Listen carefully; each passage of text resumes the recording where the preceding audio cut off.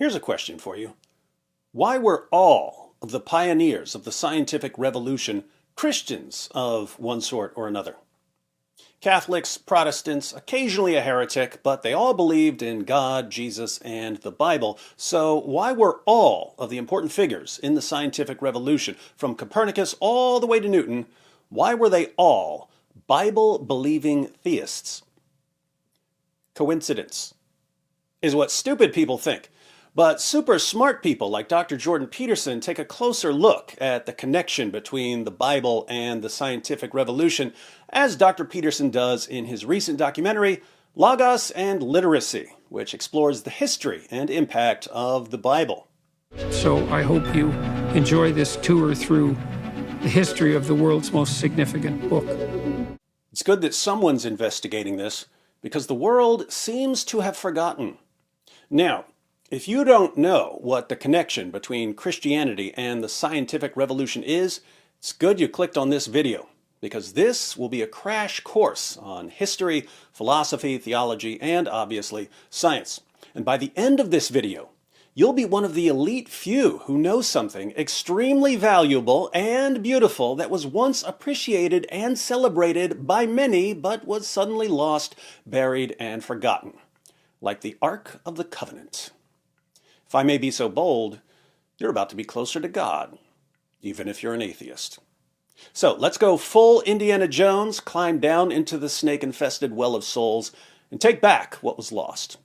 Spoiler alert, all of the pioneers of the scientific revolution being Christians? Not a coincidence. If you want an actual coincidence, let me give you one that will help introduce the topic. A couple months ago, my scheduled reading for a certain Friday was Romans 1 through 3 in the Bible, an article titled On Science and Culture by J. Robert Oppenheimer, the father of the atomic bomb, and chapter 3 of Francis Schaeffer's short book, Escape from Reason.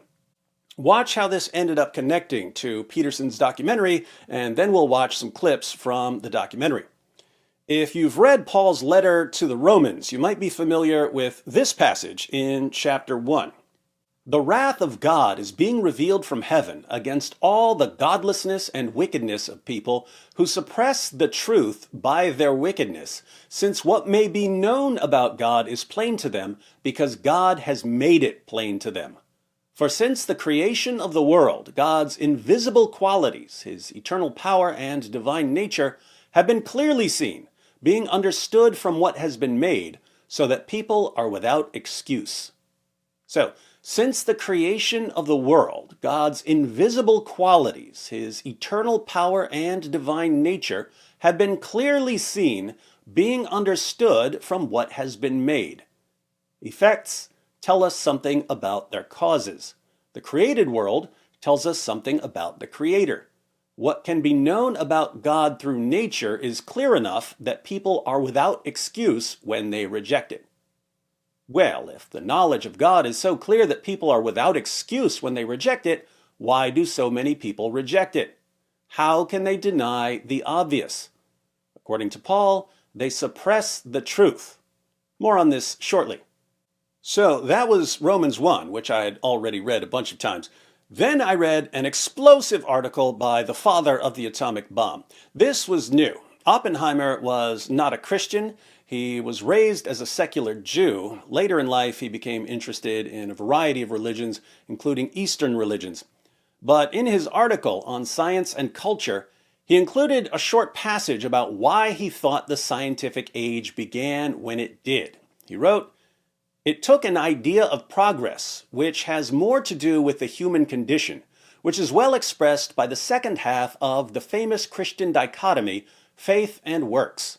The notion that the betterment of man's condition, his civility, had meaning, that we all had a responsibility to it, a duty to it, and to man. I think that it was when this basic idea of man's condition, which supplements the other worldly aspects of religion, was fortified and fructified between the 13th and 15th centuries by the rediscovery of the ancient world's scientists, philosophers, and mathematicians, that there was the beginning of the scientific age." So Oppenheimer's theory was that there's some sort of drive for human progress built into Christianity, the works side of faith and works. Christians found it meaningful to improve man's condition. Christians therefore took previous discoveries in science and philosophy and mathematics and used them to make the world a better place. Our atomic bomb building friend was partly right, but he didn't come close to explaining the scientific revolution. There's more to science than good intentions. They don't call it a revolution for nothing. Francis Schaeffer got a bit closer. In chapter 3 of Schaeffer's Escape from Reason, he said, "Further, many of the early scientists had the same general outlook as that of Francis Bacon, 1561 to 1626. Wow, a guy named Francis quoting another guy named Francis, who said in Novum Organum Scientiarum, man, by the fall, fell at the same time from his state of innocence and from his dominion over nature. Both of these losses, however, can even in this life be in some part repaired, the former by religion and faith, the latter by the arts and sciences." Francis Bacon was a philosophical pioneer of the scientific revolution. He's sometimes called the father of empiricism. He promoted what we now call the scientific method. Bacon was thinking in terms of man being created in the image of God, with the capacity to image God morally and intellectually and by having dominion over nature. But man fell into sin and lost his innocence and his dominion. Through science, man can begin to restore his dominion over nature. So far, this is similar to what Oppenheimer said. We want to make the world a better place, and science can help us do that. But the other Francis Schaeffer, continues, "Therefore, science as science and art as art was understood to be, in the best sense, a religious activity." Science was a religious activity? Notice in the quotation the fact that Francis Bacon did not see science as autonomous. It's not independent of God and revelation, for it was placed within the revelation of the scriptures at the point of the fall. Yet within that form, science and art was free and of intrinsic value before both men and God.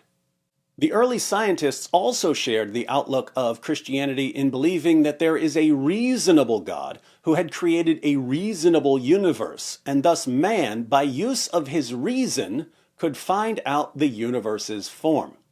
Now we're starting to get a more complete picture. The world was created by a reasonable God, so we can understand the universe by means of reason. These tremendous contributions, which we take for granted, we sure do, don't we, launched early modern science. It would be a very real question if the scientists of today, who function without these assurances and motivations, would or could have ever begun modern science. Nature had to be freed from the Byzantine mentality and returned to a proper biblical emphasis. And it was the biblical mentality which gave birth to modern science. Interesting question. Could the scientists of today, if they didn't already know what they know, and they were transported back in time to replace the Christian pioneers of the scientific revolution, could they have begun modern science? In other words, if you didn't already believe that the universe had a reasonable creator who created a reasonable universe, and that man, created in the image of God, can understand the universe through reason, would science ever get off the ground? You might say, yes, we would have eventually figured out things regardless. But if that's what you're thinking, you haven't yet understood how massive this problem is. You're suffering from what's called the curse of knowledge. Once you already know something, it's hard to imagine what it's like not to know it. In our time, we already know that the universe is reasonable in the sense we're talking about. A better word here is intelligible, meaning that its fundamental laws can be understood by a rational agent. We've all absorbed the idea that the universe can be understood and the idea that we're the kinds of beings who are capable of understanding it. So it's difficult to imagine what it was like for people who didn't have these ideas. But thanks to history, we know something about the people who didn't have these ideas. We know they weren't very good at science. Isaac Newton famously declared, "If I have seen further than the people who came before me, it is by standing on the shoulders of giants." Newton understood that part of the reason he was able to figure out so many things was that people who came before him put him in that position. Now, what happens when, instead of mocking those who came before us and patting ourselves on the back for being so much smarter, we instead think about the giants on whose shoulders we're all standing, and we realize that the giants themselves are standing on a foundation of ideas, ideas that provided the foundation for scientific thinking. Doesn't it seem like we might want to take a closer look at those ideas and how they're connected to science? Back to coincidences, the passages we just looked at were my daily reading for November 25th, the same day that the trailer for Jordan Peterson's documentary Logos and Literacy dropped. I watched it that night, and there's an interesting discussion about the connection between the Bible and the scientific revolution. So everything I read or watched on November 25th was making some sort of connection between the Bible and science. It was such a cool coincidence on such an interesting topic that I decided to make a video about it. And here we are. Dr. Peterson's documentary is called Logos and Literacy because much of it deals with how the Bible spread literacy. And there's an obvious connection between the spread of literacy and the spread of science. Why didn't modern science develop in China? Why didn't it develop in India? Why did it develop in Europe? And why did these men come after 16th, particularly 17th century? Why not in the 15th century? Excellent questions that no one ever bothers to ask. This printing of this book changes everything because it begins an intellectual revolution that now, if this is God's word, this has to reform our minds. So it's not just the spread of literacy, although literacy was an essential component. Something had to change people's way of thinking, giving rise to an intellectual revolution. And today, strangely enough, we think of that intellectual revolution as being fundamentally opposed to religion. Well, one thing that's quite striking about modern rational culture is this insistence that the religious tradition of the West and the scientific tradition are somehow at fundamental odds. The religious tradition and the scientific tradition are opposed to one another. This is called the conflict model or the warfare model. It seems to be the dominant model among internet atheists, even though this model is universally rejected by actual historians of science. In other words, novices accept it, experts reject it. And it used to be Dr. Peterson's view. I mean, I used to believe that, I think, when I was young, at least to some degree. Although now I'm very curious about where that idea came from. He used to believe in the conflict model, but he doesn't know where he got it. And that's because even psychologists are psychologically conditioned to accept it. But now he's going to go into some problems with the conflict model. Because it's absolutely clear, first of all, that the universities themselves emerged out of the monasteries. The university system was a Christian invention that grew out of the monasteries. Oxford and Cambridge are monasteries for all intents and purposes, and so the whole university idea emerged out of the church. The universities grew out of the monasteries. Interestingly, the methodology of the universities also grew out of the methodology of the monasteries. Christian philosophers and theologians trying to understand passages of Scripture would propose hypotheses. And then they would test their hypotheses. They would see how well their hypotheses fit the evidence being what the rest of Scripture said. Then someone would modify the hypothesis or come up with a new hypothesis that fit the evidence better. The idea was that through this process of hypothesis testing, they would keep getting closer to the truth.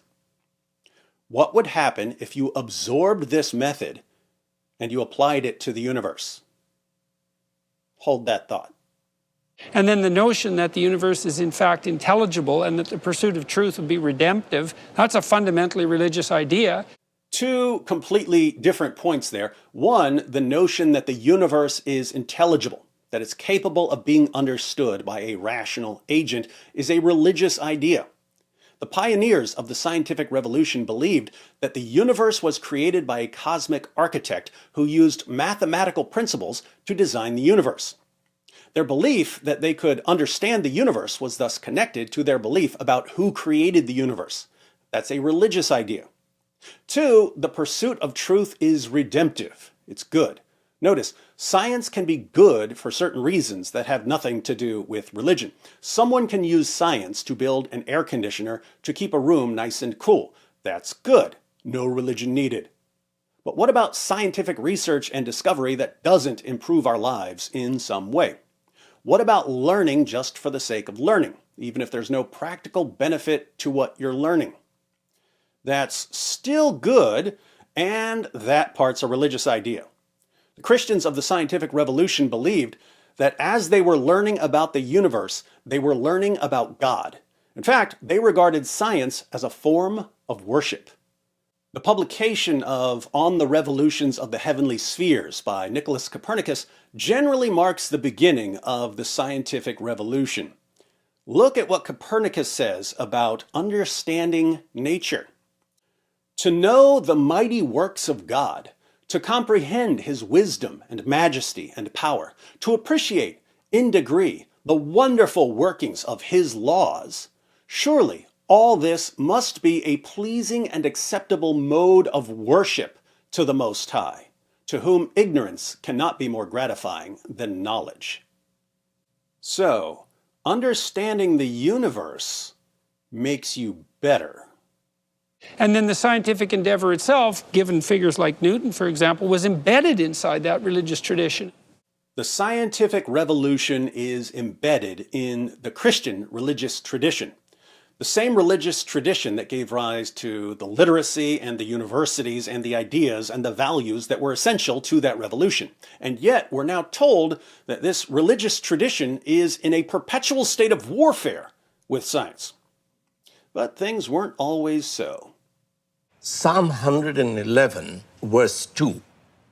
That's the verse which is written at the entrance of the world's first scientific laboratory in Cambridge, Cavendish Laboratory. It says, "Majestic are the works of the Lord. Those who delight in them study them." Study God's works. Why? It's a form of worship.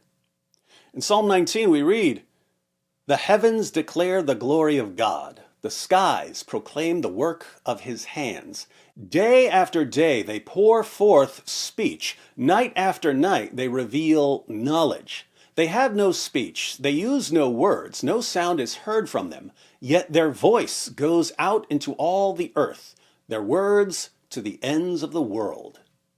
This idea had already been developing in Middle Ages, which was systematized by Francis Bacon, the father of modern science. Francis Bacon, remember him?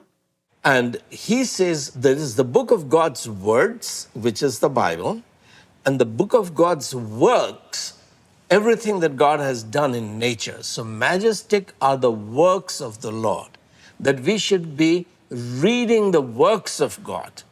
There's the book of God's words and the book of God's works. How were Christians in the monasteries and universities increasing their understanding of the book of God's words? They'd come up with a hypothesis, then test the hypothesis against the evidence, then modify the hypothesis or come up with a better hypothesis.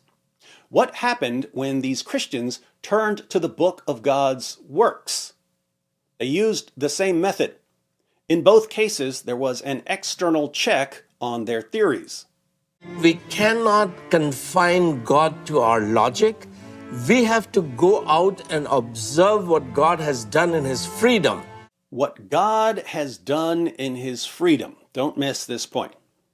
This was the essence of shifting from the old instrument, which is that we can discover scientific truth through logic, to the modern science of Galileo and Newton.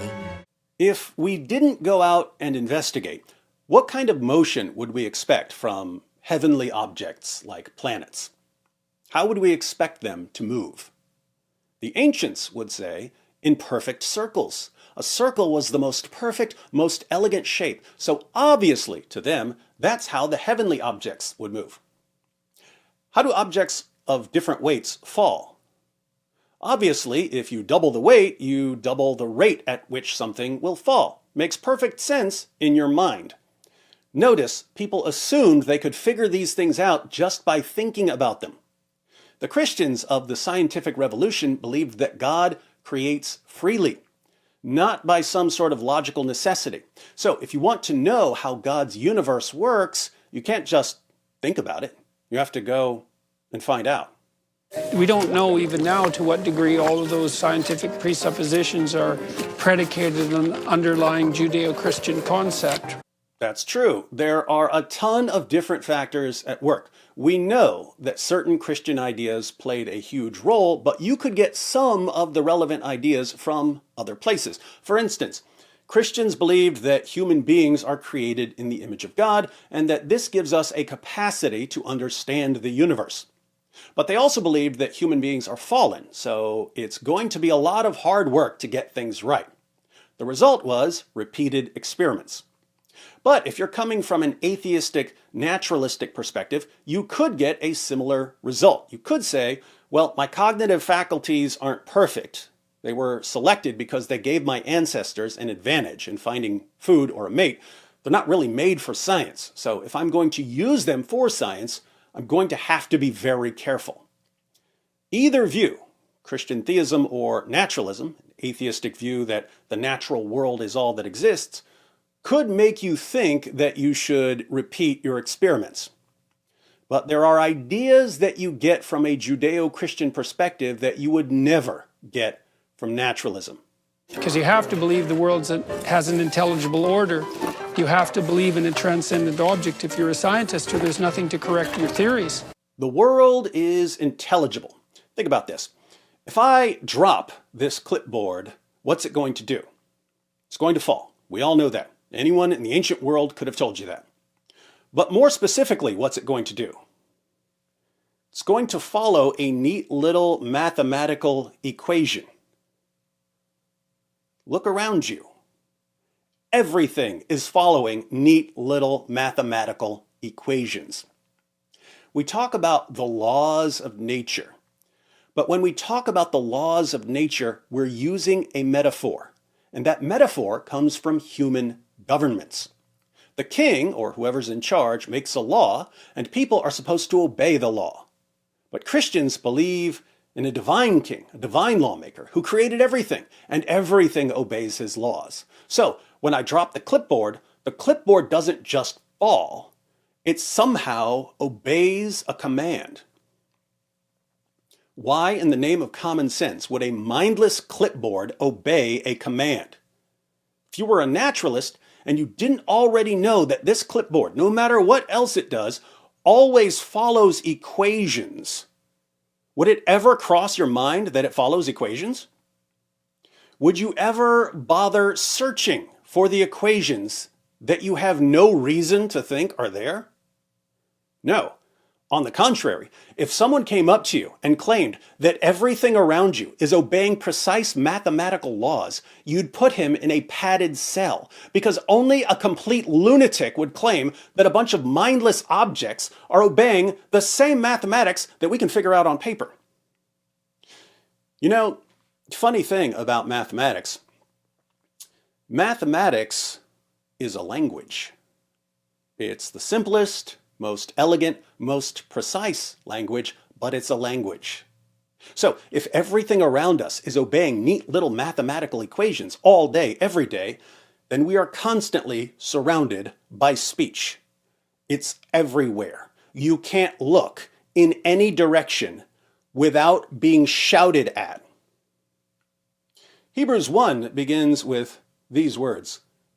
Long ago, at many times and in many ways, God spoke to our fathers by the prophets, but in these last days he has spoken to us by his Son, whom he appointed the heir of all things, through whom also he created the world. He is the radiance of the glory of God and the exact imprint of his nature, and he upholds the universe by the word of his power. Jesus, the Son of God, is called the Logos, the word or speech, in John 1. The Son, the Logos, upholds the universe by the word of his power. Divine speech upholds the universe. If we want to know what that speech is, what do? We start studying the universe until we figure out what God is saying. Well, they also believe that investigation conducted in the spirit of truth is redemptive, because every scientist worth his or her salt is operating under the presupposition that the honest quest for truth and enlightenment is in fact a good. And that's a statement, that's an axiom of faith. It's not just a good, it's worship, according to the Christian pioneers of the scientific revolution. Scientists who came later absorbed the same axiom of faith, even if they didn't realize where it came from. And all the good scientists that I've known are possessed by a spirit of truth. They will allow the world to correct their erroneous presuppositions, and they do presume that in that quest is to be found, let's say, the betterment of the individual and human society. Those are all religious presuppositions as far as I'm concerned. So, a collection of ideas gave rise to the scientific revolution. Some of those ideas could be held by different groups for different reasons, but the most important ideas were religious ideas.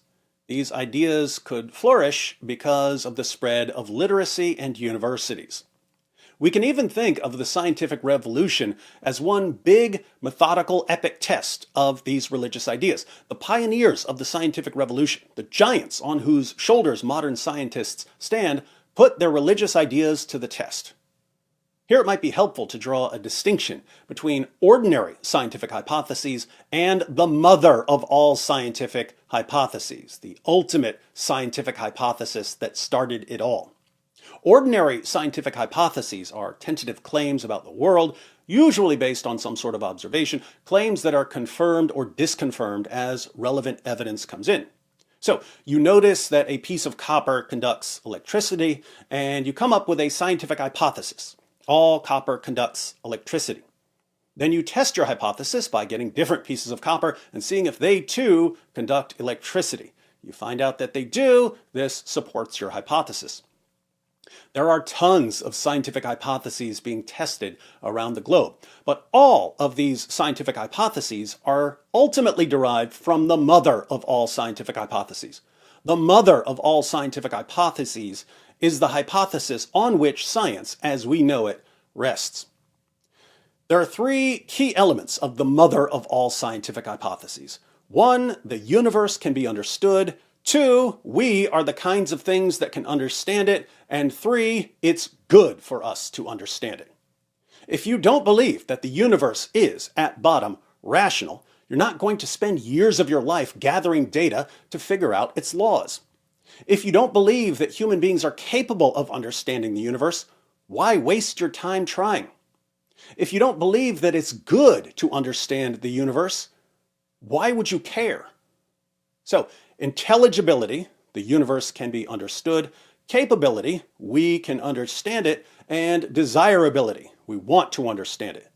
These are the three key elements of the mother of all scientific hypotheses, and all three have to be in place for science to get off the ground. In the 21st century, we take these three elements for granted. We believe that the universe can be understood, and that we're the kinds of things that can understand it, and that it's good for us to understand it. But there was a time when the vast majority of people didn't believe these things. They didn't believe that the universe could be understood, or that we could understand it, or that it was good to understand it. And so, even though there were some scientific achievements among the ancient Greeks and the Egyptians and the Chinese and the Muslims, there was never anything that would amount to a revolution in our way of thinking about the world. The foundational ideas that gave rise to the scientific revolution permeated the monasteries and universities before the rise of science, and they were based on the religious views of the theologians and philosophers who were advancing Christian thought. In the 16th and 17th centuries, Christians developed a way of confirming these foundational ideas scientifically. How do you confirm Christian ideas about the universe, about human beings, and about the intrinsic goodness of knowledge by testing lots of ordinary scientific hypotheses in different fields. Every ordinary scientific hypothesis that's tested, whether it's confirmed or disconfirmed, is confirmation of the mother of all scientific hypotheses. The pioneers of the scientific revolution said, in effect, if we're right about the universe, and about ourselves, and about the goodness of knowledge, then we'll be able to figure out physics and chemistry and biology and so on. We were made for this. And every time they tested an ordinary scientific hypothesis, they were confirming that the universe can be understood, that we're the kinds of things that can understand it, and that it's good to understand it. But the set of ideas they were confirming were religious beliefs, and these ideas are indefensible given atheistic naturalism. If it still isn't clear why this is a problem for naturalism, let's compare two hypotheses: Christian theism and naturalism. Again, we suffer from the curse of knowledge, so we have to try to imagine what it's like not to know what we know. Let's do that by applying what's called the surprise principle. The universe is intelligible. Everything is following a set of laws. The laws are mathematical. It's a kind of speech. How surprising is this, assuming that Christian theism is true? It's not surprising at all. It's exactly what we would expect. But how surprising is it, assuming that naturalism is true? Well, if the universe wasn't created by a kind of cosmic architect, an ultimate lawgiver, who upholds all of creation by his speech, why in the name of common sense would you expect the universe to be intelligible? A place where everything is following a set of laws, especially laws that are a form of speech. You would never expect this on naturalism. It makes absolutely no sense on naturalism. So, the intelligibility of the universe massively favors Christian theism over naturalism. But even if you have an intelligible universe, why would you think that we are the kinds of things that can understand it? A human being, unlike a tree or an insect or an octopus or a gorilla, can figure out the laws of nature. How surprising is this, assuming that Christian theism is true? It's not surprising at all. We're created in the image of God. We were created to think God's thoughts after him. We were created to have dominion over the natural world. We were literally made for this sort of thing. We were made for science. How surprising is our ability to understand the universe, assuming that naturalism is true? It's extremely surprising. According to the only plausible scenario given naturalism, a Darwinian scenario, our reasoning ability is the product of natural selection acting on variations within a population. Natural selection favors traits that help organisms survive and reproduce. So, if human reasoning evolved naturally, it's because it helped our ancestors survive and reproduce. Does this give us any basis for trusting our reasoning ability when it comes to questions of theology or philosophy or science? No, our reasoning ability wasn't made for any of that. At best, we could trust our reasoning ability when it comes to finding berries or using a spear against an enemy or doing something to attract a mate. Interestingly, lest you think I'm somehow exaggerating, Darwin himself noticed this problem. He said, "With me, the horrid doubt always arises whether the convictions of man's mind, which has been developed from the mind of the lower animals, are of any value or at all trustworthy. Would anyone trust in the convictions of a monkey's mind, if there are any convictions in such a mind?" This is Darwin realizing that the exact same process that gave rise to his mind also gave rise to a monkey's mind.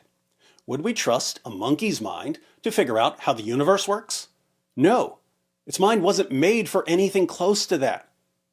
But a human mind wasn't made for anything close to that either.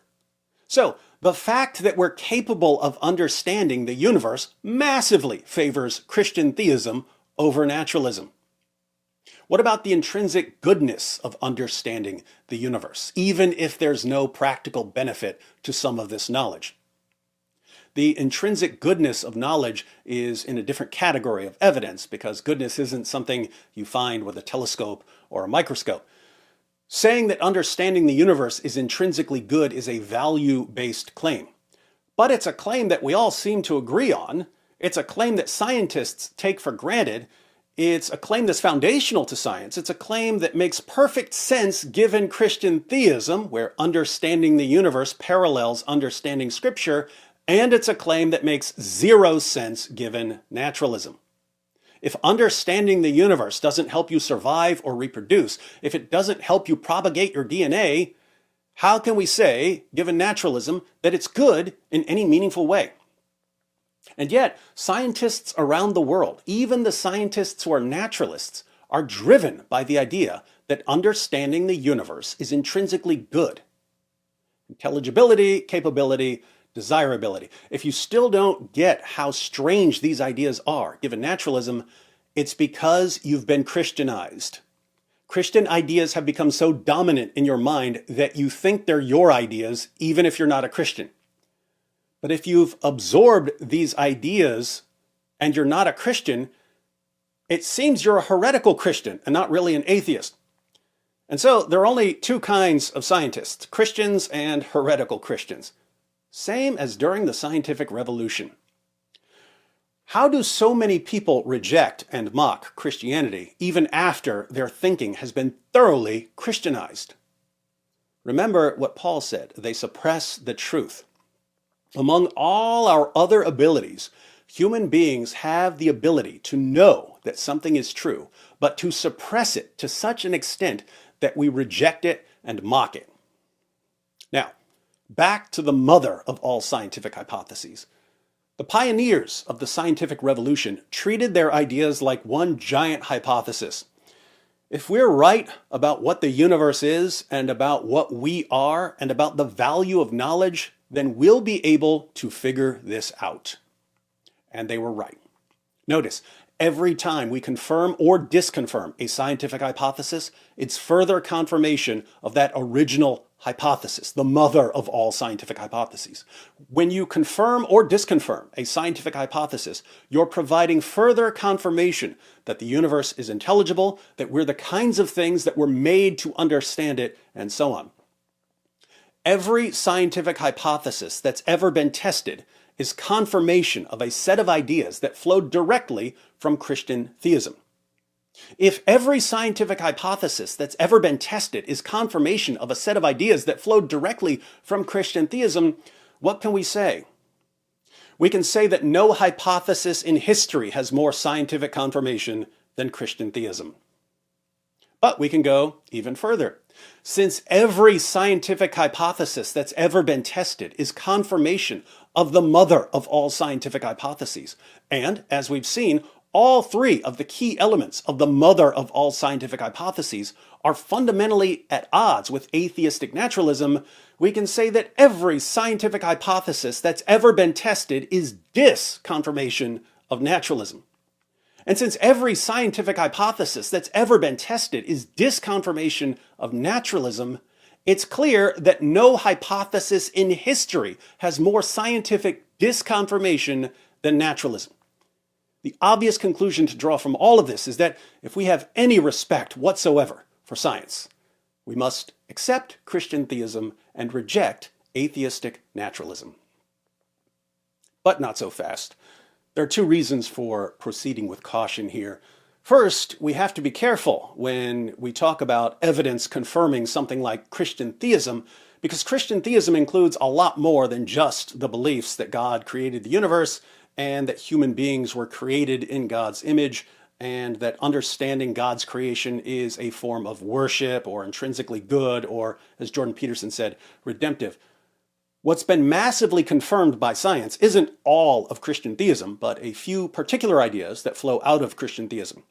But you get similar ideas from Judaism and certain forms of deism, and we can come up with more worldviews that include these ideas. So, what we can say is that science confirms something Christian theism-ish. Science confirms something that includes the particular ideas we've been discussing. The fact remains, however, that naturalism has been completely, utterly, totally destroyed by science. Second, and this is something that may have occurred to you during this video, what happens when the book of God's words, the Bible, doesn't seem to line up with the book of God's works, the entire universe? What happens when the Bible seems to be telling you one thing and science seems to be telling you something else? Well, the dumbest thing you could possibly do would be to adopt an ideology that contradicts both Scripture and science. So the dumbest thing you could possibly do would be to adopt naturalism. Adopting naturalism would be extreme suppression of the truth. A much, much smarter move would go something like this.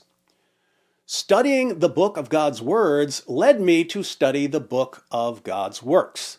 Christian theism led to the scientific revolution. I can't just kick the legs out from under the giants on whose shoulders I'm standing. So, when there seems to be a conflict between the book of God's words and the book of God's works, I'm going to use the method of the great minds of the past. I'm going to come up with a hypothesis that explains why there seems to be a conflict. And I'm going to test that hypothesis against the evidence. And then I'm going to either revise my hypothesis or come up with a better one until I understand the relationship between the book of God's words and the book of God's works. My understanding of both will increase, and I will know more about God. What we want to avoid here is superficial thinking. Tragically, today's scientists are plagued by superficial thinking.